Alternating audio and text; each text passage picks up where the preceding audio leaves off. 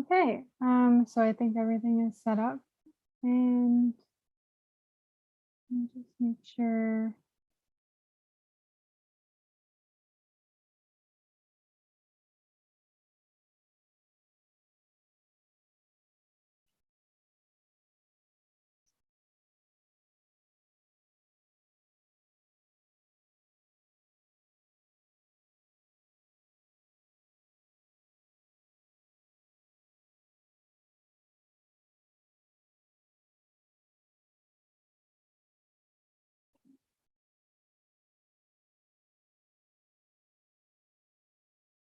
Okay, yep, now we're ready.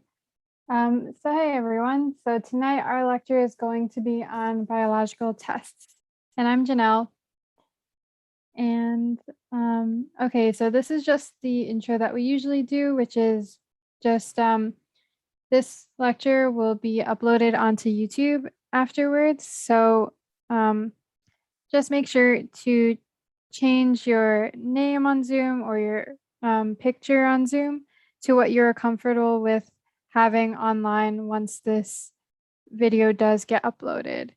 So feel free to right now change anything that you want to before we get to before we start the lecture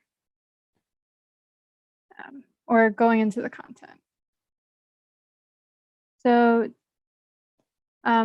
if it's your first time here, so we are doing a 15-week full MCAT course, which started on June 17th. We have lectures from Thursday through Saturday at 8:30 p.m. EST, and then one office hour session on Sundays at the same time. And for all of these, for all of the lectures, we aim to cover the highest yield MCAT content. We also have a group me where a lot of updates or changes can be found, and it's a great way to contact all the MCAT tutors if anyone has any questions. We also have the YouTube channel here, which I have the link up here, but this is where we upload all of the lecture recordings and any like other additional videos from Socratic Med. So today, this learning objectives slide is not quite updated. So I just want to say that today we will be reviewing concepts and terms associated with different laboratory techniques. So this involves one, chromatography. It also involves gel electrophoresis. There's some DNA sequencing and also molecular cloning. So exciting stuff, and also useful to know for the MCAT. So the first one that we're going into today is chromatography. You guys, if you went to David's lecture on Thursday, you probably learned about this, so this would be a quick review. But so chromatography, as you know, maybe from Thursday's lecture, is used to separate. Oh, and if everyone can also mute while they're here, thank you. So yes, David's lecture and chromatography is used to separate, different kinds of molecules based on their properties. And so one of the types of chromatography here is column chromatography, which uses a polar stationary phase. And so a common polar column that they use is for silica gel or alumina. And then they also have a nonpolar solvent, which is considered that mobile phase that is the liquid. And so in column chromatography, so I have kind of a visual on here, the nonpolar molecules tend to elute first, and polar molecules usually elute last when they go through this column, because the polar molecules tend to react with a stationary phase, and that causes more of the polar molecules to stick. And so that's why nonpolar, usually it's the first one that comes out.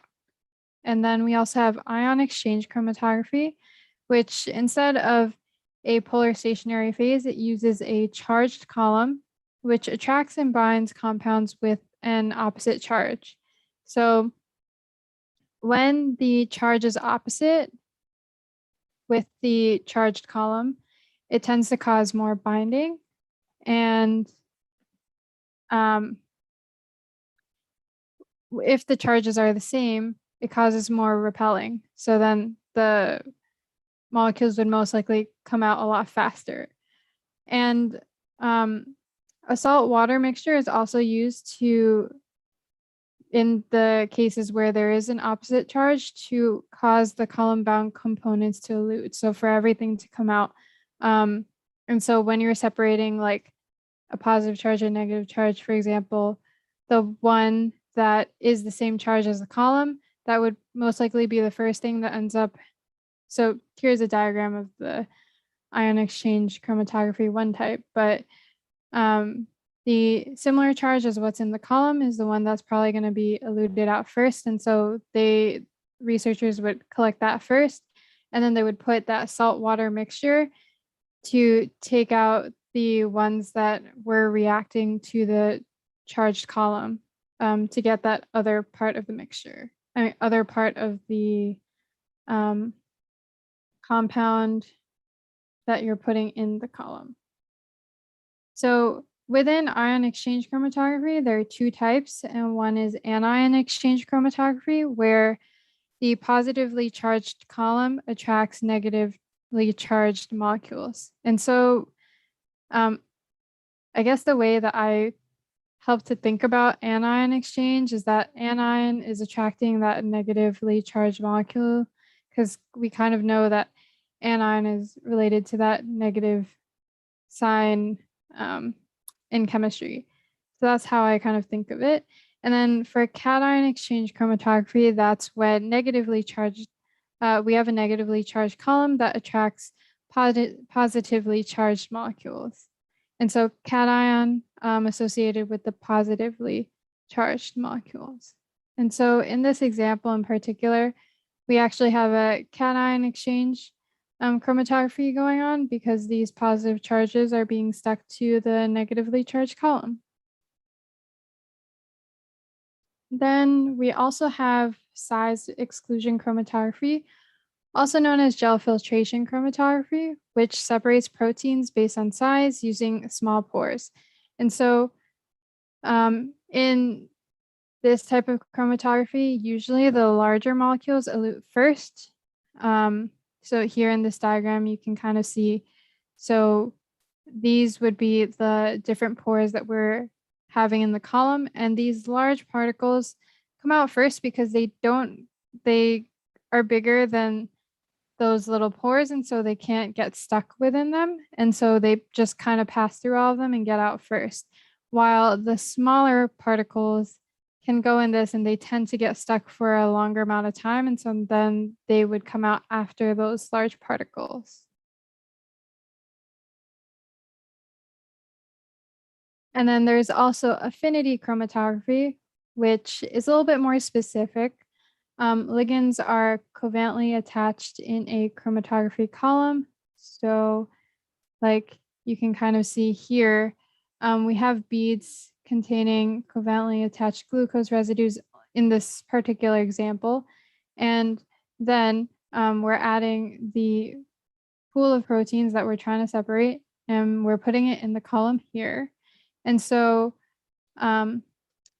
once these proteins are added, the target molecules that we're trying to get based on the ligand that we're putting in here would be the ones that are binding to the ligand. And so then after that, we know that, all of the ones that are not quite bound are the excess, or the ones that we're not really looking for. And so that would go into this container here. And then after we know that everything else in the column is rinsed to just be the target molecule that we want, then we would go with another rinse that's a little stronger. And so that would cause the protein that we desire to come out, and then we can get that from the separation.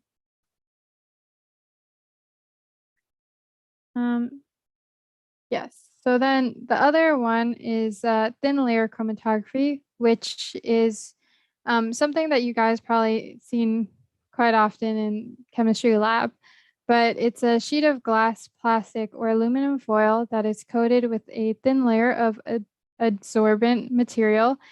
Commonly, it's usually silica gel, aluminum oxide, or cellulose. And so like you see in this image here, it's that stationary paper here, that sheet. And then, so sample is added to the stationary phase, and then a solvent is usually put, or it's usually in the beaker where you're dipping that paper into, and solvent gets drawn up the plate. It usually moves upwards. And so that's how you can see the color separation based on the different colors that you put in on the sheet in this particular example. And what happens to be the case for thin layer chromatography is that polar protein samples usually don't migrate very far, kind of similar as we were talking about column chromatography before, where the polar proteins react more with the stationary phase. And then non-polar proteins usually elute much further because they're not quite reacting with that stationary phase. And usually the RF value is one that is measured when we do thin layer chromatography, because we're trying to see basically the equation for RF value is the migration distance of a substance divided by the migration distance of the solvent front. So we're seeing, it's a measure to see how much each of these different substances migrate over the total amount of solvent, so we can see which proteins migrate farther than the other ones to determine more about its polarity and other properties. So now we're going to go into gel electrophoresis. So gel electrophoresis, there are also several types. One of them is agarose gel electrophoresis, which uses agarose gel that is more effective for larger DNA molecules, usually after they undergo PCR. And the effective size range is between 100 base pairs and 25,000 base pairs. So as you can see, this image on the right is pretty much the agarose gel electrophoresis with all of the different bands for the different sizes of these DNA molecules. And then we also have native PAGE, which is polyacrylamide gel electrophoresis. So it's just a slightly different gel. And the proteins, so in native PAGE, it's with proteins that are analyzed in their native states. So that's when they're like fully functional proteins. And this is usually useful for comparing the molecular size divided by charge of proteins that are known to be similar in size. The reason why it's more useful for comparing these proteins when they are similar in size is because this molecular size with charge ratio can really change depending on that size. And so at least when we know that it's relatively the same size, we can, not be too worried that the charge is in a sense, or this ratio is in a sense interfering with how far these proteins are moving on that gel. And then we have SDS PAGE, which is, it's pretty similar. It's a similar concept, I would say, to native PAGE, except that the reason why there is SDS is because SDS is a detergent that denatures the proteins and coats all the proteins in a negative charge. So they only are separated by molecular mass, but also at that earlier protein structure stage, because when SES denatures the proteins, they get rid of all of the non-covalent bond interactions. And so then you're left, and they're all also coded with a negative charge. So you know that their charge is the same, and everything that they would be separated on is not quite dependent on charge anymore, but only by the molecular mass. And this is different from native page because we can't see the functional protein itself from the gel because we are denaturing the protein. And this is kind of an image of SCS page on the right. I feel they kind of look similar, but that's pretty much, I guess, how a lot of gels look. And then isoelectric focusing is when proteins instead are separated by their isoelectric point. So if you guys remember from the chemistry lectures, or possibly physics, so chem phys lectures, the isoelectric point is that pH where these proteins have a neutral charge. And so based on all of these charges, they have usually positively charged proteins moving towards the cathode of the gel, and then negatively charged proteins moving towards the anode. And the protein migrates toward until it reaches a gel region where pH equals pi, which is the isoelectric point of the protein. And so you can see in this image to the right, it's kind of, you can see how like the pH is a little bit higher at 6 at the top with that positive charge at the end, and then pH equals 2 here at that negative charge at the bottom. So these proteins are being separated based on that. So now we are coming up to the first poll question. So I'll give you guys about a minute to answer this question.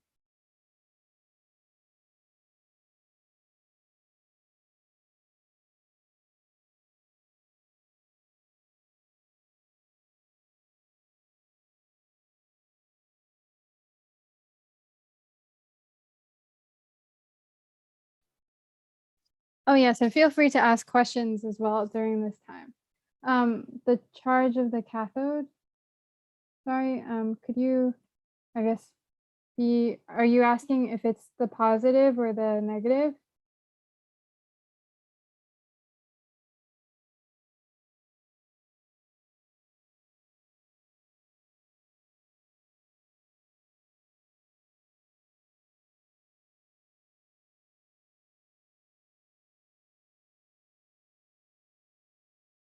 So yes, like Chris is saying, the charge of the, wait.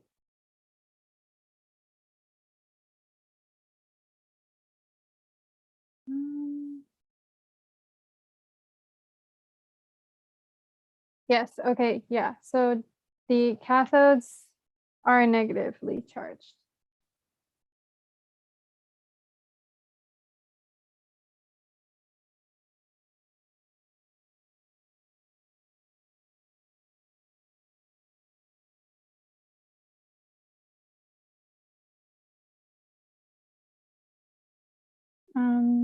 Does anyone want to get their answer in for the poll question? Is it kind of confusing for you guys, or is it okay?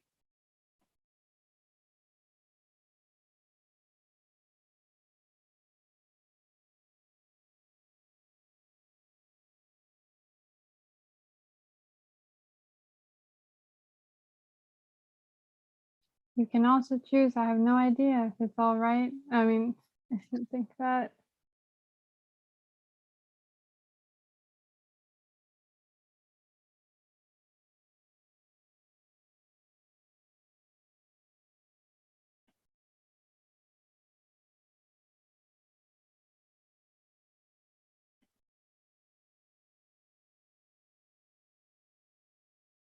Okay, so I'm just gonna end the poll here. We have 100% saying D. Okay, so the correct answer is actually B, cysteine, and I'll go into that now. So, um, yeah, so the question asks, a bond formed between which of the following amino acids is disrupted in reducing STS page gel electrophoresis? And so this question I was trying to sorry, this question involves a little bit more, I guess, extrapolation of the knowledge that we know about STS page. So as we remember, STS page has that detergent STS, which denatures proteins, so that any non-covalent interactions would no longer be interacting in the protein. And so usually the proteins end up back in, I would say, the primary structure. And so when we're looking at all of these amino acids here, one stands out pretty well because we know that within the tertiary protein structure, a defining feature of it are the disulfide bonds, which are created by the two cysteine amino acids bonding between each other, right? And so that's why B is the correct answer, because most likely when we're reducing the proteins with SDS, it will most likely not have that tertiary protein structure feature. And so that's why the answer is B. Does this make sense with everyone, or do you guys think you need another explanation, or does anyone have any questions?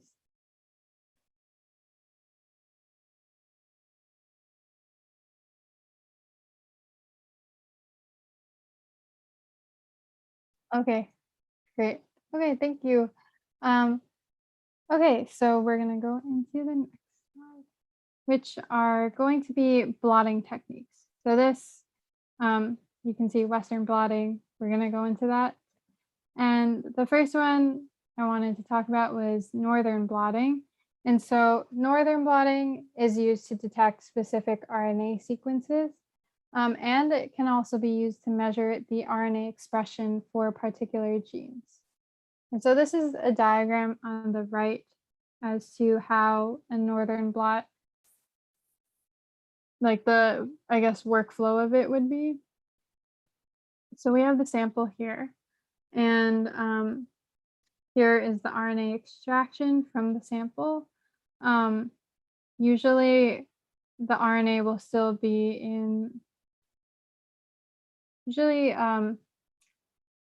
will still be like a double-stranded RNA in a lot of these samples. And so that's why when they are separated, so that's why we have the denaturing agent of formaldehyde to break up those interactions, to make sure that when we are separating the RNA by gel electrophoresis, we are only getting those single-stranded RNAs in the event that they, hybridize with each other.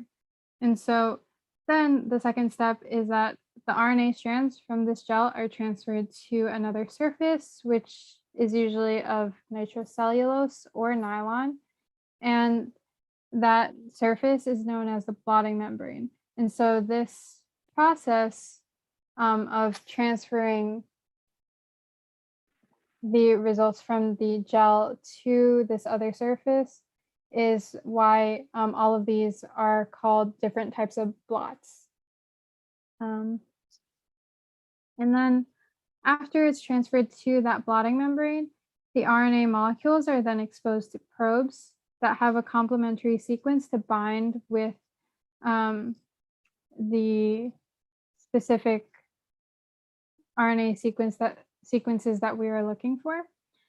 And then finally, the blotting membrane is then washed off so that any excess probes are not going to be on that blotting membrane anymore.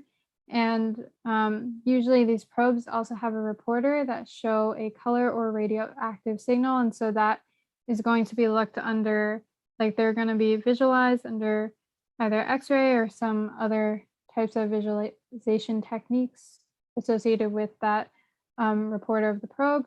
And then that's where we would be able to see, the specific, how much of the specific RNA sequences that we have. So on the flip side is the southern blot, which is pretty similar to the northern blot, except that instead of detecting specific RNA sequences, the southern blot is detecting specific DNA sequences. And additionally, we have restriction enzymes that are used in the southern blot to cut DNA fragments into smaller pieces. And so restriction enzymes are used to specifically cut based on the restriction enzyme palindromic sequence. And so they cut at specific sites to break up these DNA fragments and to create these DNA fragments. And the steps in the process, as I said, they're pretty similar. So the DNA fragments are separated by size by gel electrophoresis. And then the second step is that DNA strands from the gel are transferred again to another surface, the blotting membrane surface. And then the third is that the DNA molecules are exposed to probes with a complementary sequence with the specific DNA sequences that we're looking for. And then the blotting membrane is washed, and then the probes have a reporter to show a color radioactive signal when visualized, and then that's looked under based on the type of visualization technique that they use. The northern and southern are pretty similar, just RNA versus DNA. And then we have the western blot, which is a lot more, there are a lot more steps instead. And it's a laboratory method instead used to detect specific proteins. So the steps in this process, the first one, they're separated by size by gel electrophoresis, and then these protein strands are then transferred to another surface. So the blotting membrane surface as seen in the northern and southern blot. But then the difference starts from step 3, where the membrane is then blocked by buffers. And so common buffers are milk, normal serum, some highly purified proteins to make sure that the different, charges of the proteins and all the different properties of the proteins aren't quite interfering with the next steps that we want to do. So then the next step is that we wash to remove any excess blocking buffers. So common washing solvents are the tris buffered saline, TBS, and phosphate buffered saline, PBS. And that's just for any of the blocking buffers that are not blocking any particular proteins.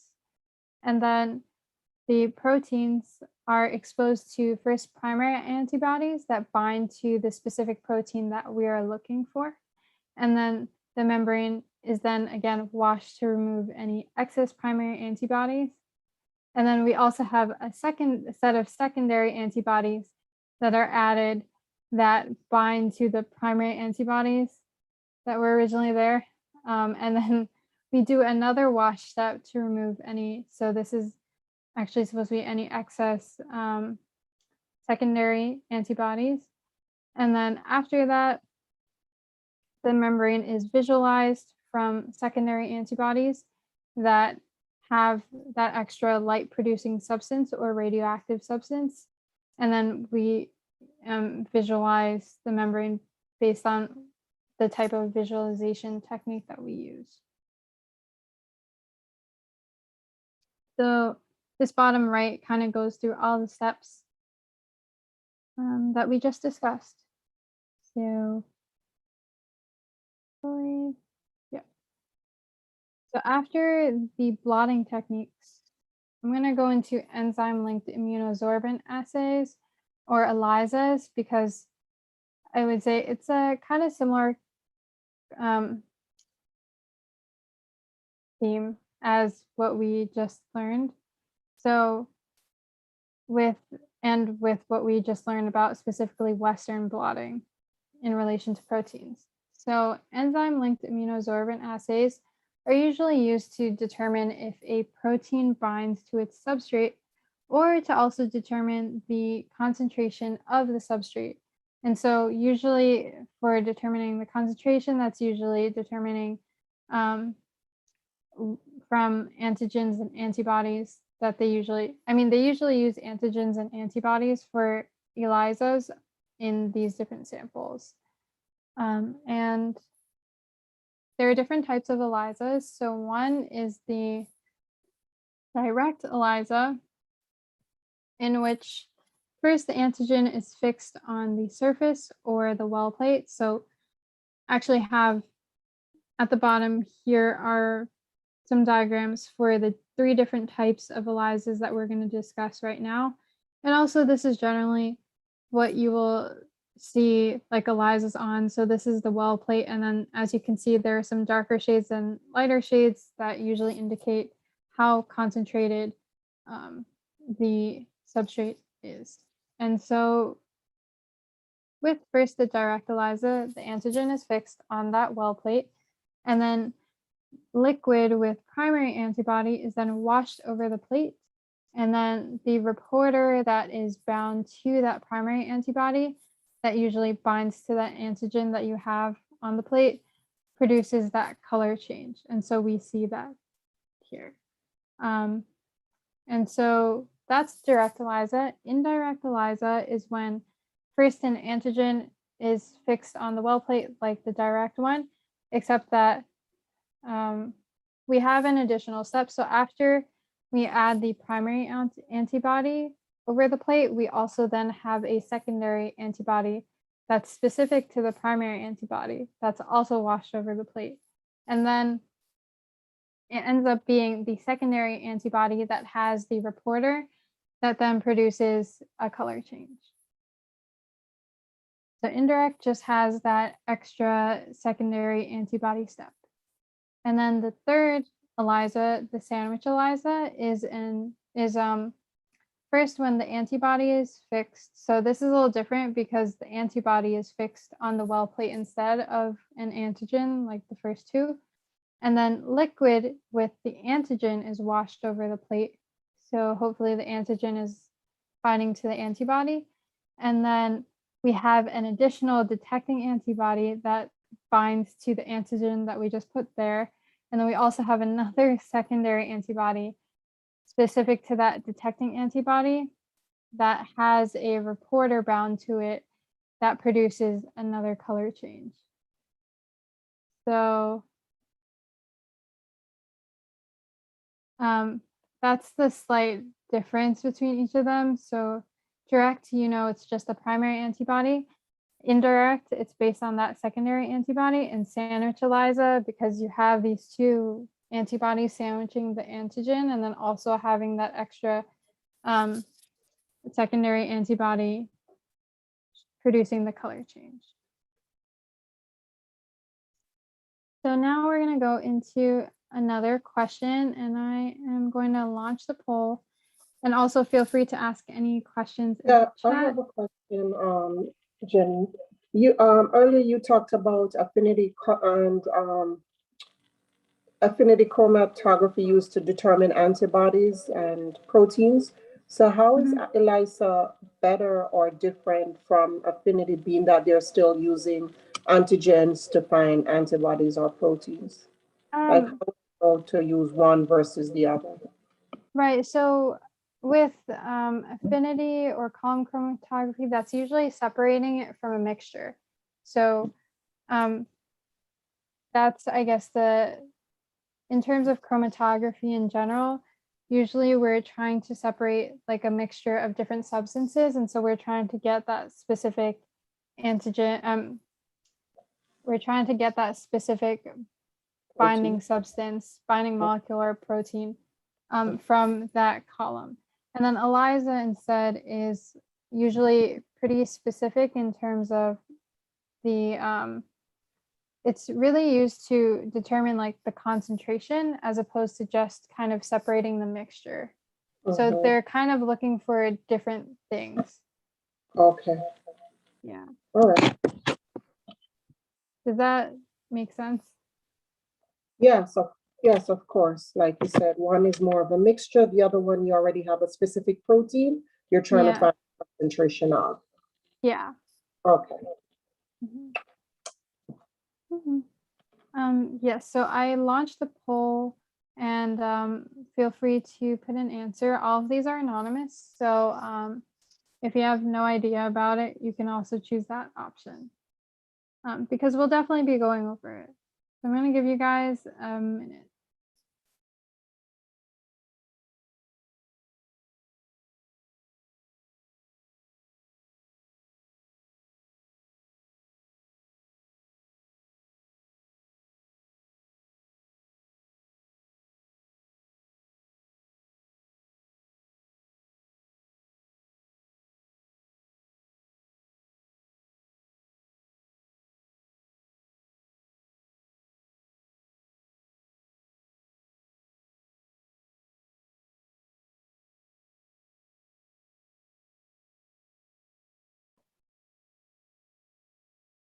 Okay, anyone wants to put their last answers in 15 seconds?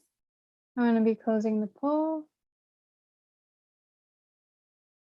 Okay, so we have here 100% saying B. That's great because the answer is B. And so just to recap quickly then, we're asking in this question which methods could be used to measure RNA expression. And so we know that specifically northern blottings are specifically for RNA expression. The reason why the other answer choices are not quite right is because southern blotting is for DNA sequences or DNA expression, and then Western blotting and ELISAs are both for proteins as opposed to just RNA. So does anyone else have any questions about this or anything else that we've discussed so far?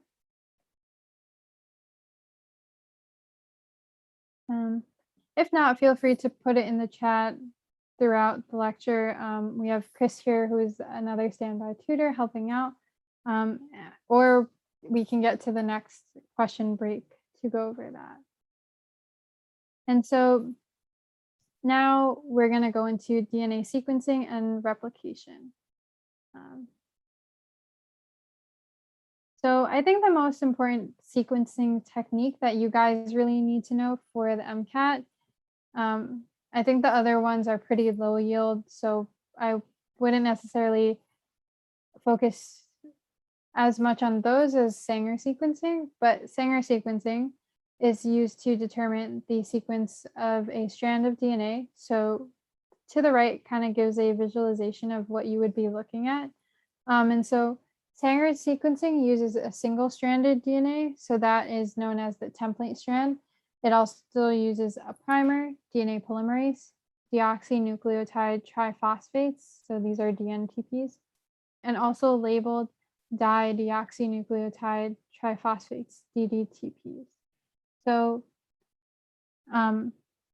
just also, you guys might know what a primer is already, but just to make sure, it's a small fragment of DNA that's complementary to the 5' end of the single-stranded DNA of that template strand. And so from the primer that binds first to that 5' end, DNA polymerase extends it by adding DNTPs that are complementary to the nucleotides on the template strand. And then DNA polymerase continues adding the DNTPs until it adds a DDNTP. And so DDNTPs, the reason why it stops adding is because they are pretty much the same idea as DNTPs, except they don't have that 3' hydroxide portion on the sugar. And also each is uniquely labeled with a fluorescent reporter, which is specific for Sanger sequencing. And just so DNTPs are like the A, T, G, and C nucleotides that we usually see with DNA.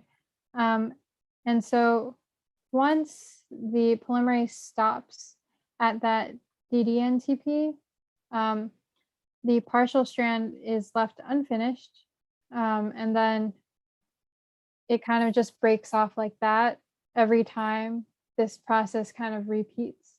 And so in order to determine like the full DNA sequence, usually there are 4 reaction containers.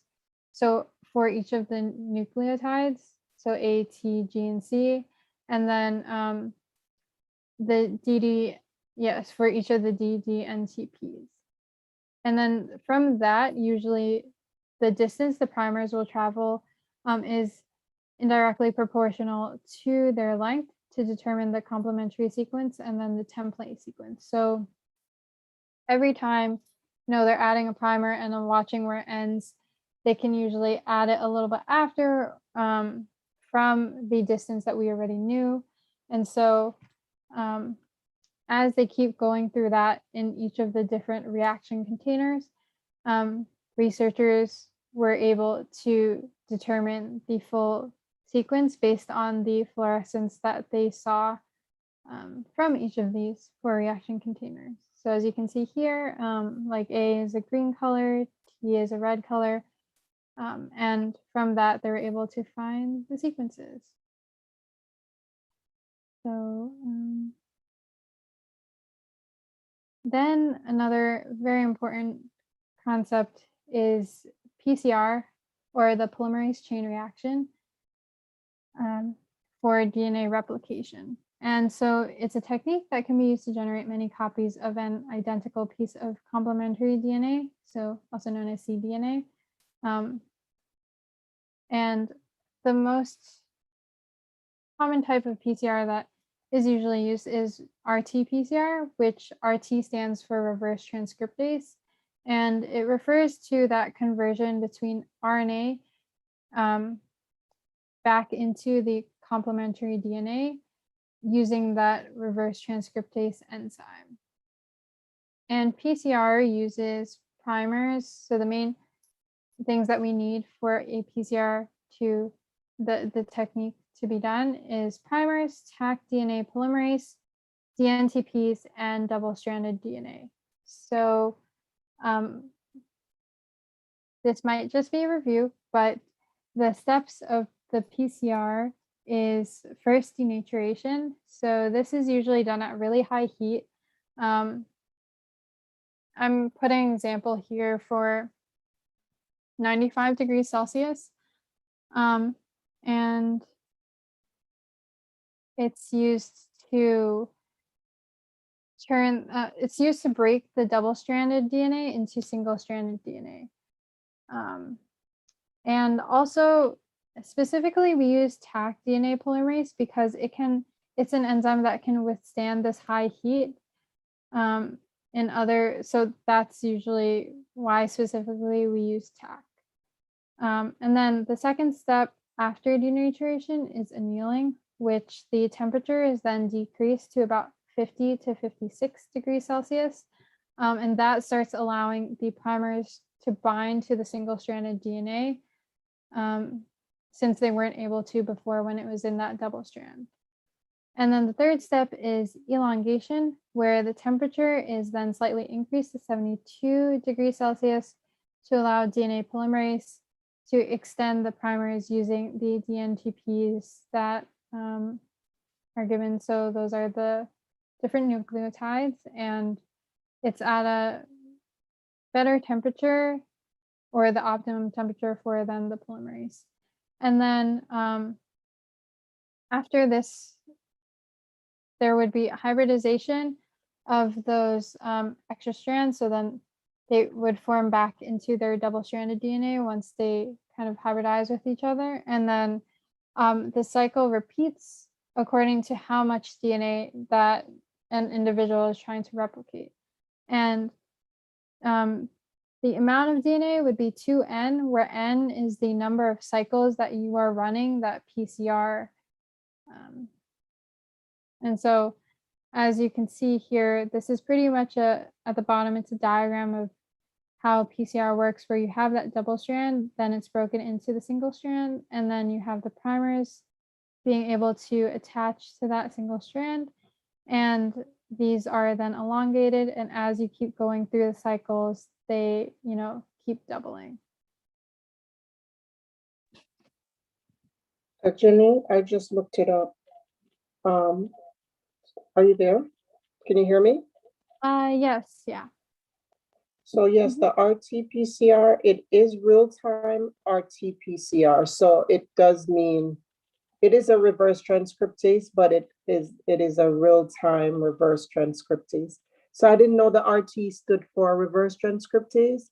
I thought it just meant real time, but I Googled it and it is like the full word for it is real-time RT-PCR. So I'm glad you clarified that the RT is not real-time.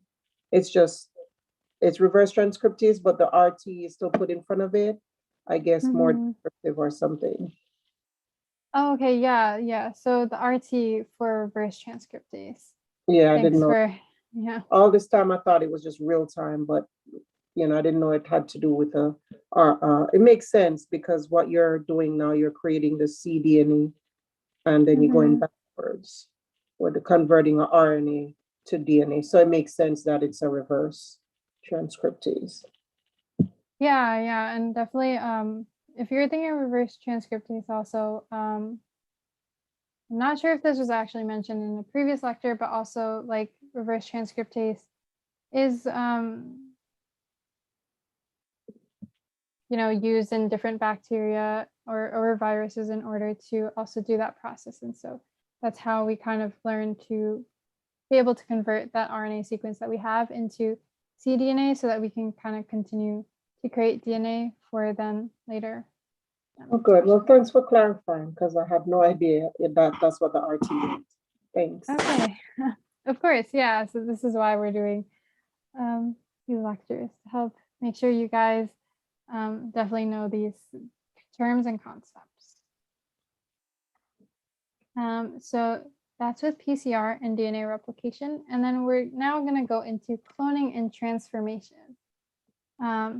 This is a little bit, so we were just with DNA, and now we're kind of more into genes and potentially later protein products. So we are going to start off with molecular cloning, which the main function is to create more copies of a particular gene that we want. And so the first step for molecular cloning would be to first insert the sequence of interest into a plasmid, specifically with restriction enzymes. And like I mentioned earlier, restriction enzymes have palindromic sequences, and this is how I'm going to show it a little bit more. But palindromic sequences basically means that the 5 to 3 prime would be the same both ways, even if you were to do a complementary sequence for this.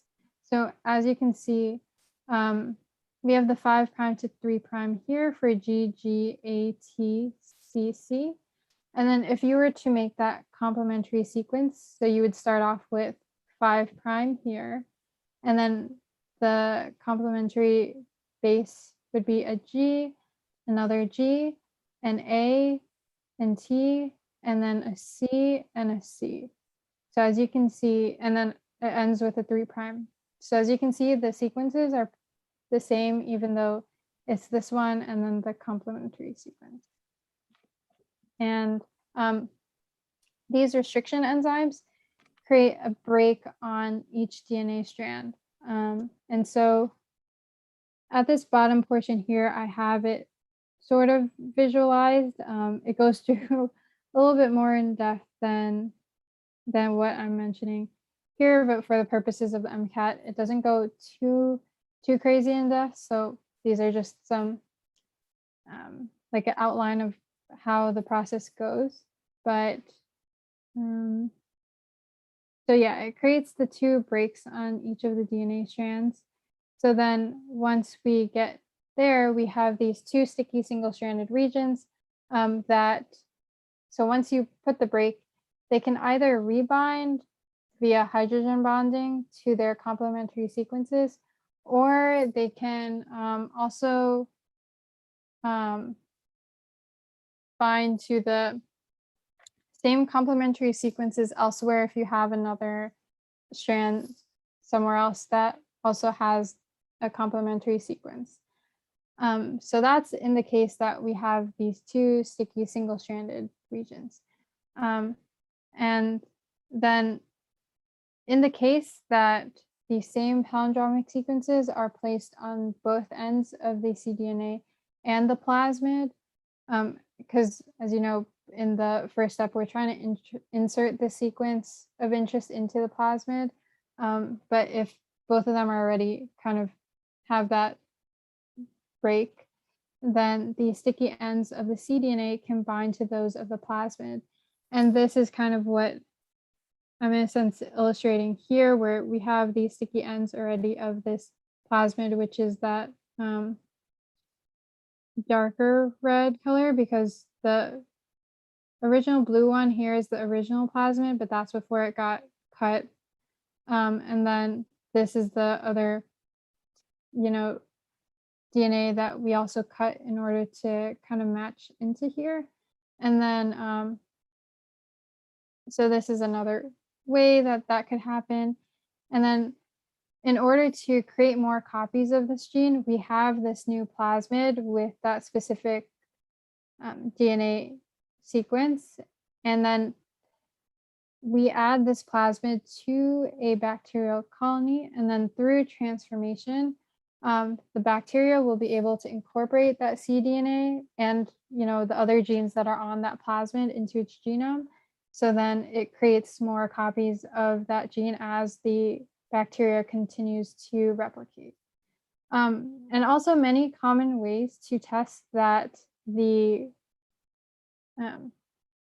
insertion, and then also that the bacteria is creating these genes from the plasmid that we aim to have, is to add an antibiotic resistance gene into the plasmid. And so as the bacteria is creating that antibiotic resistance gene, we add that antibiotic in there and see if the bacteria is actually showing that property of being resistant to the antibiotic.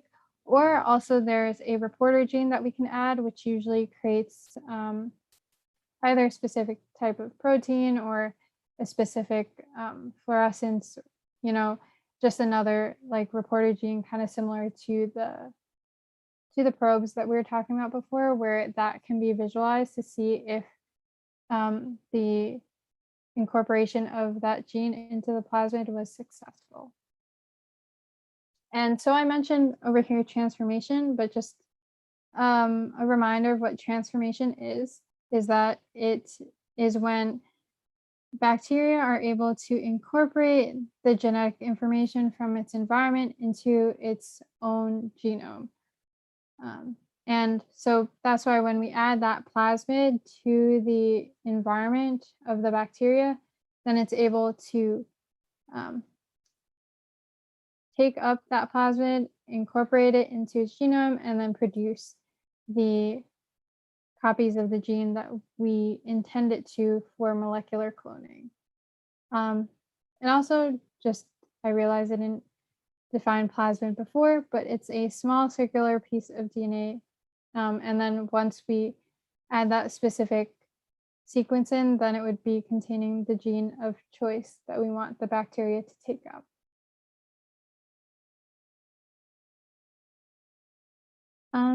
And so then this is pretty much our last section for bio/biochem techniques. Bio/biochem lab techniques for the exam, but tagging and functional experiments. So tagging, very common reasons that they use biological tagging is to really visualize and see where, so like in this image to the right, to really follow certain cells or certain molecules or proteins that are moving throughout an organism to track it. And so biological tagging is when a molecule is attached chemically to aid in detection of a biomolecule, such as protein, antibody, or amino acid.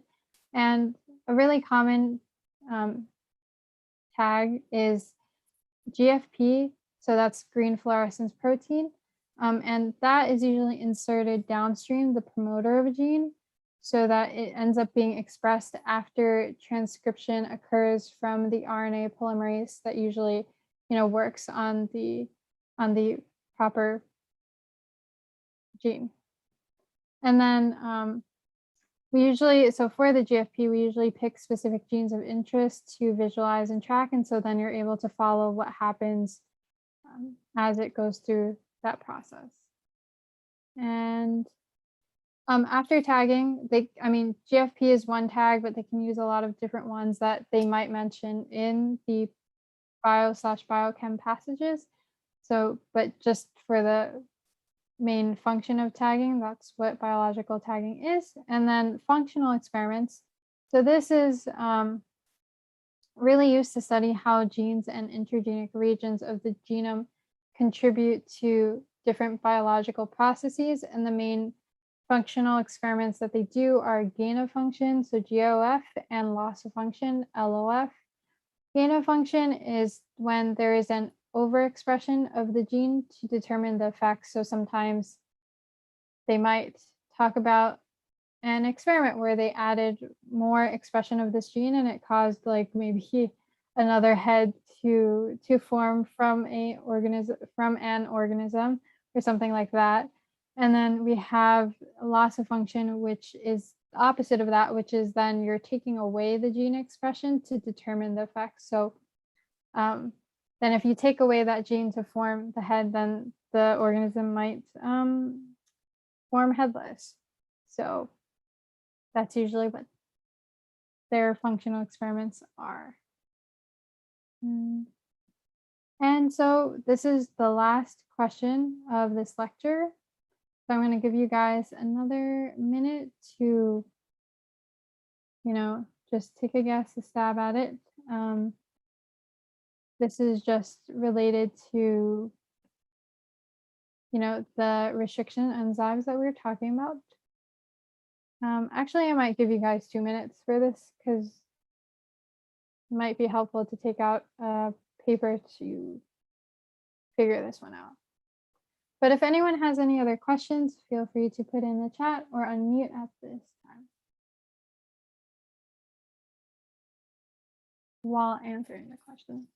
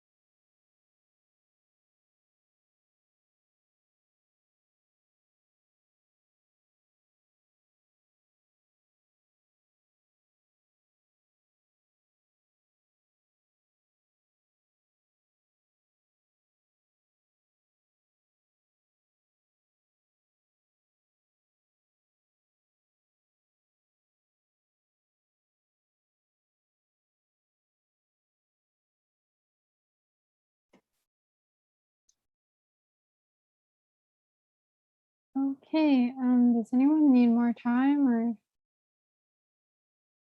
not? 15 more seconds and then I'm going to close the poll.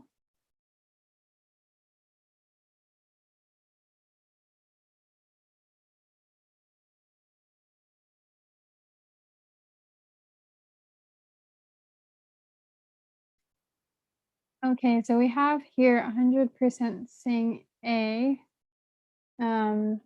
This is a little bit, sorry, this is a little bit different. So the answer is actually B. So the question asks, which of the following DNA sequences is most likely to be recognized by a restriction endonuclease? So we know we're thinking restriction endonuclease, breaking up those fragments, so restriction enzymes. So here, maybe I'll make it a little bit, so yes. Okay, so here I'm gonna visualize kind of what the sequences would be for each of these choices. So with A, we have this 5 to 3 prime, sequence here, and we want to determine then if the 5 to 3 prime sequence would be the same as it. So that's what the definition of the palindrome would be, if the sequence matches exactly its complementary sequence. So if we're thinking of complementary base pairing, we know that these two would be a T, and that would be a G, G, G, G. And so we can see here that the 5 prime to 3 prime, that complementary sequence is T, T, G, G, T, T, which is different than the 5 to 3 prime in the original direction, which was A, A, C, C, A, A. So that's why answer choice A is not quite correct. But let's try it for this one, for choice B. So then we have the 5 prime here, where we have A, C, A, C, G, T. And then that's the 3 prime. So we see here that 5 prime to 3 prime in this forward direction is A, C, A, T, G, T. And then we see here in the complementary strand, 5 prime to 3 prime is ACA, TGT, which is the same exact sequence. And that's why choice B is the correct answer, with it being a palindromic sequence. For choice C, we could also do these just to make sure everything is right like that. But if we even are, I guess, starting off from this first C, so in this complementary sequence, it's saying that even from the 5 prime to 3 prime, it would start with a G.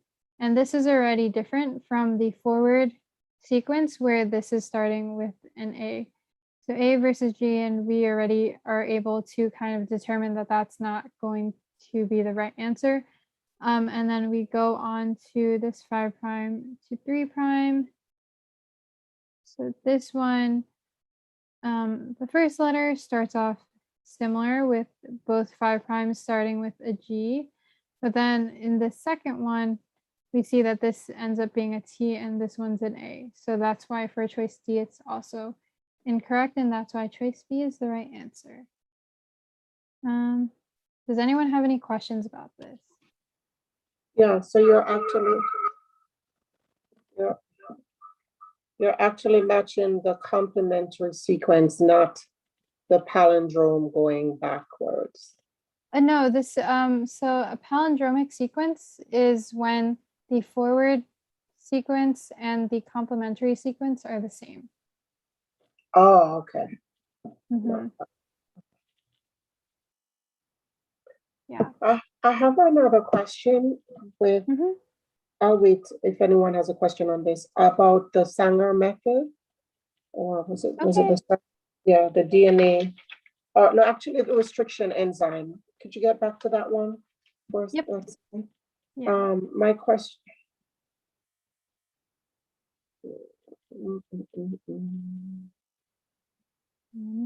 Clear this first.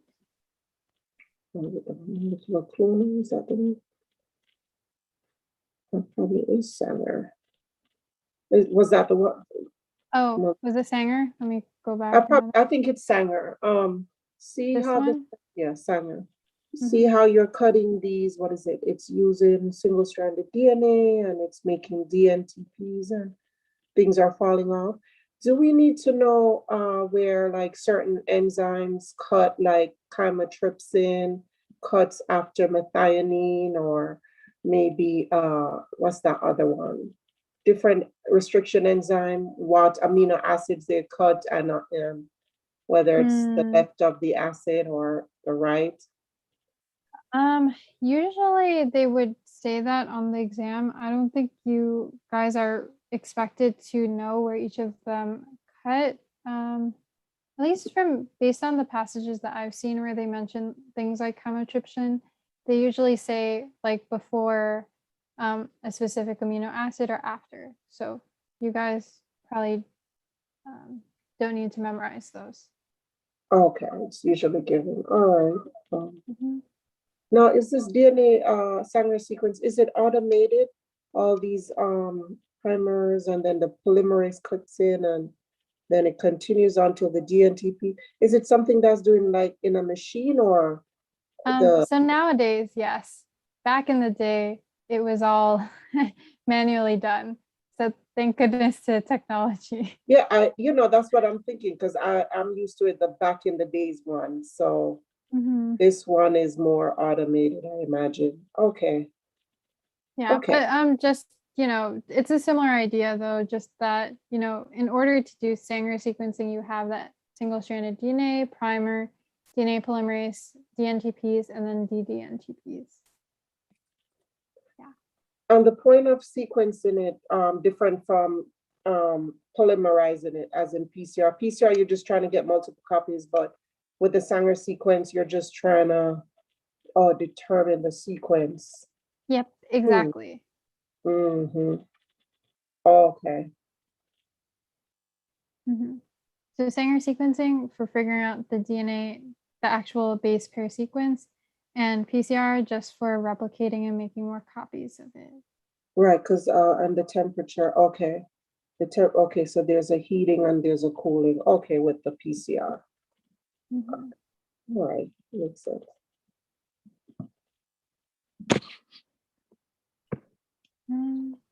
Right. Okay. So after this question, that was pretty much it. So thank you guys for sticking around for this lecture. Reminder is that we have, office hours tomorrow from 8:30 to 10:30 if you have any questions about this or any other topics. And I'll try to get out this PowerPoint to you by the end of tonight. And if you don't find them in the next day or two, feel free to message the group me and I'll send it out. And then this recording should also be up on the YouTube channel either late tonight or by tomorrow morning. So, yep, thank you. All right. Okay.